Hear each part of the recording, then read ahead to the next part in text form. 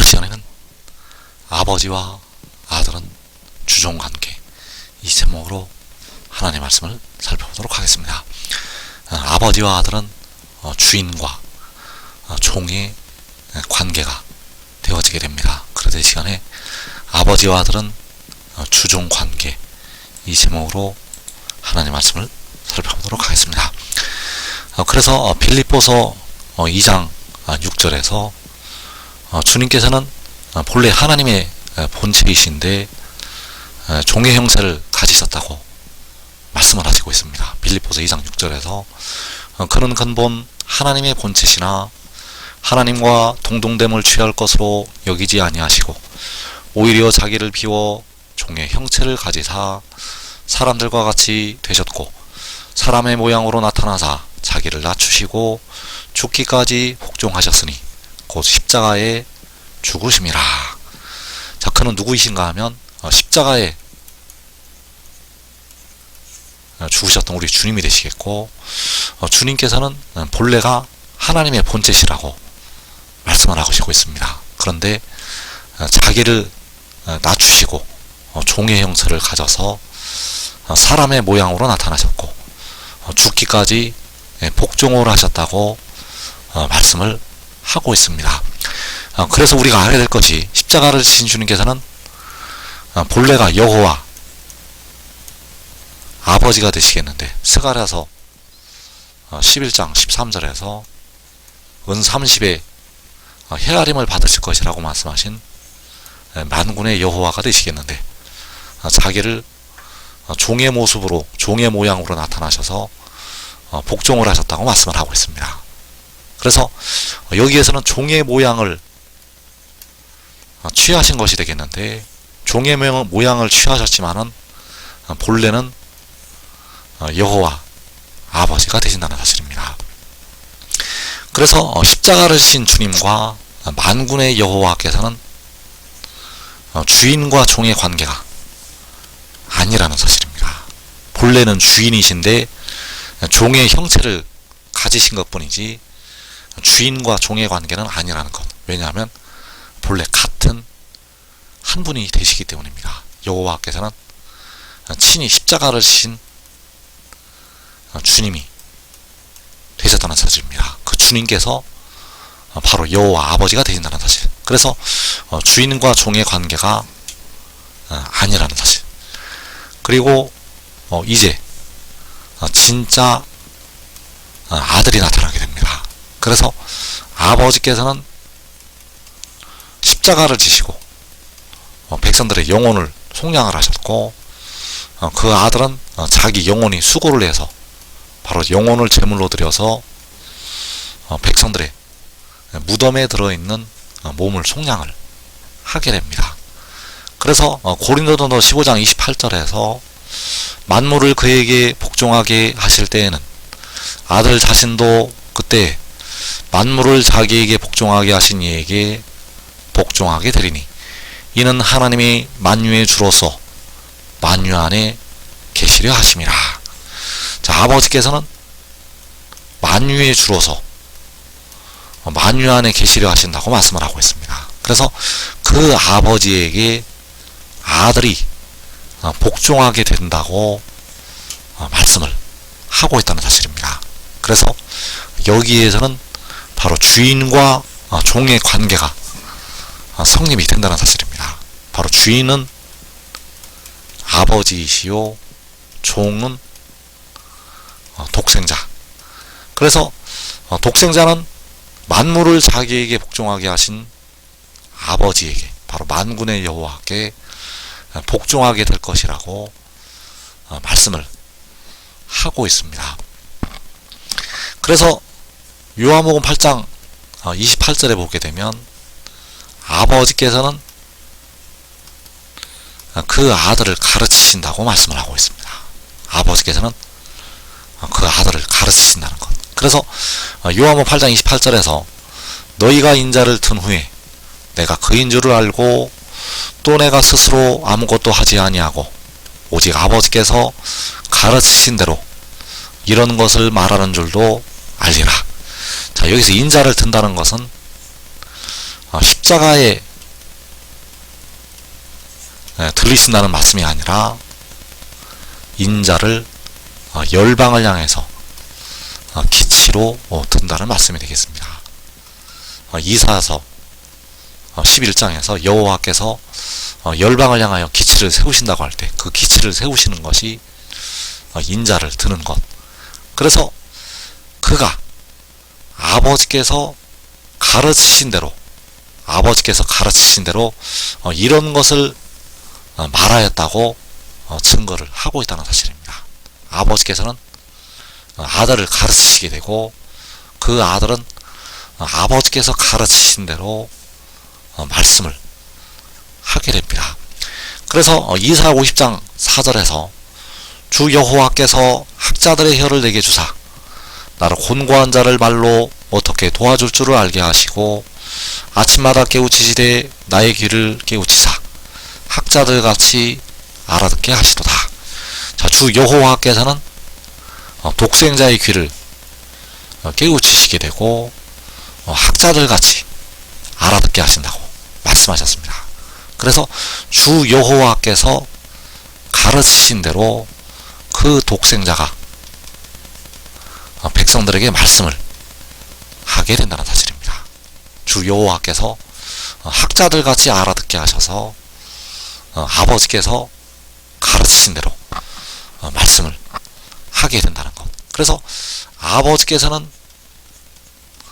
그 아들에게 말씀을 가르치시게 되고 그리고 아버지께서는 그 아들에게 전쟁하는 그 기술을 가르치시게 됩니다. 아버지께서는 그 아들에게 전쟁하는 그 능력을 가르치신다는 것. 그래서 시편 144편 1절에서 나의 반석이신 여호와를 찬송하리로다. 그가 내 손을 가로쳐 싸우게 하시며 손가락을 가르쳐 전쟁하게 하시는도다. 자, 다윗을 통해서 이 말씀을 기록을 하게 하셨는데 그 다윗을 통해서 마지막 날 독생자를 예표로 해서 말씀을 기록하게 하신 것이 되겠습니다. 그래서 이 말씀은 바로 독생자에게 임하는 말씀이 되겠고 그 독생자에게 적용이 되는 하나님의 말씀. 그래서 나의 반석이신 여호와를 찬송하리로다. 그가 내 손을 가르쳐 싸우게 하시며 손가락을 가르쳐 전쟁하게 하시는도다. 바로 독생자의 반석이 되시는 여호와께서 독생자의 손을 가르쳐서 싸우게 하시고 독생자의 손가락을 가르쳐서 전쟁하게 하신다고 말씀을 하는 것이 되겠습니다. 그래서 시편 45편 4절에서 왕의 오른손이 왕에게 놀라운 일을 가르치리이다. 왕의 화살은 날카로워 왕의 원수의 염통을 뚫으니 만민이 왕의 앞에 엎드러지는도다. 자, 여기에서 왕의 오른손이 왕에게 놀라운 일을 가르친다고 말씀을 하고 있습니다. 그래서 여기서 나타난 왕이 바로 독생자. 그 독생자의 오른손이 독생자에게 놀라운 일을 가르치게 됩니다. 그래서 독생자의 오른손이 가르치는 것은 바로 여호와께서 그 독생자의 손을 가르치는 것이 되겠습니다.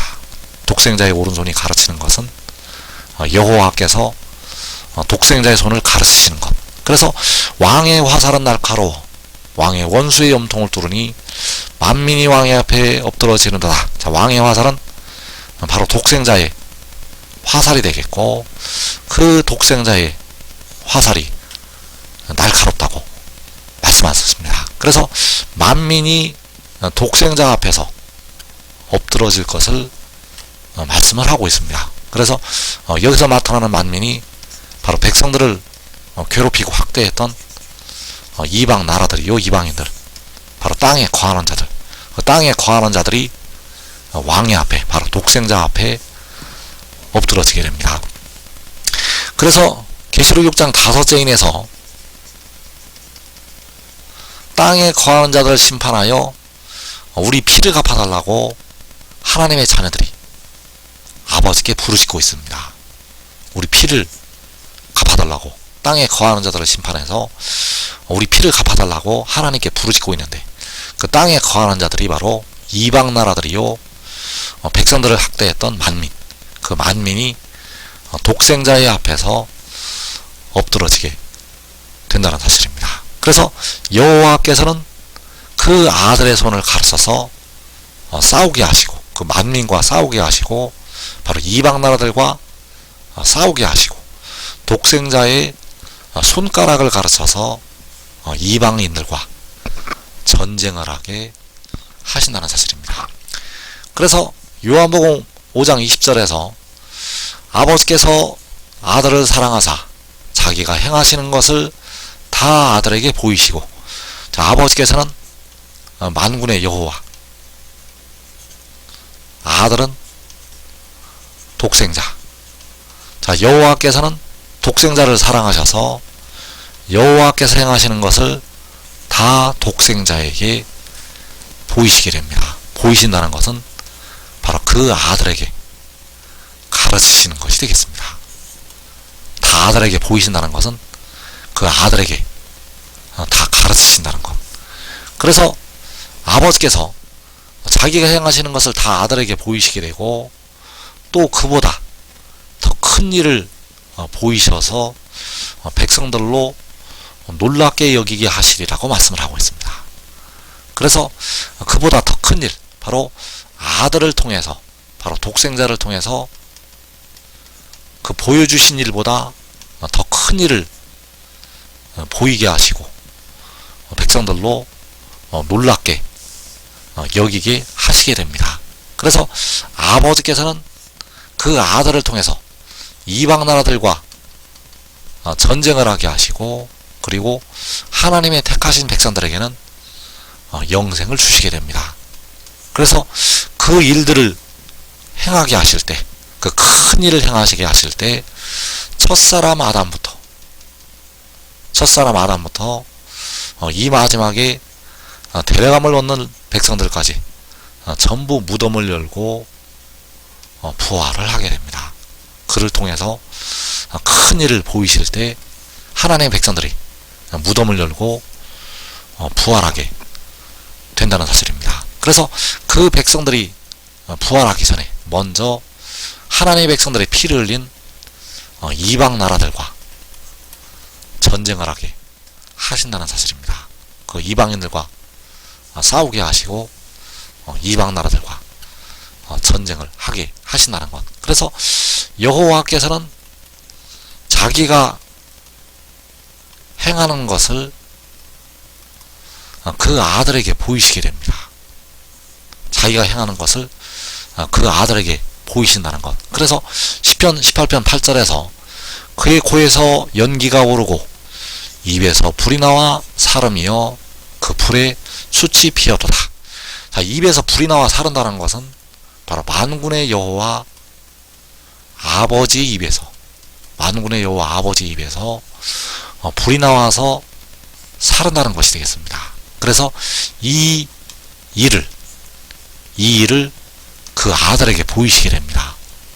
아버지 입에서 불이 나와 사르는 그 일을 그 아들에게 보이신다는 것. 그래서 그 행한 대로, 아버지께서 보이신 대로 그 아들도 그와 같이 행하게 된다는 사실입니다.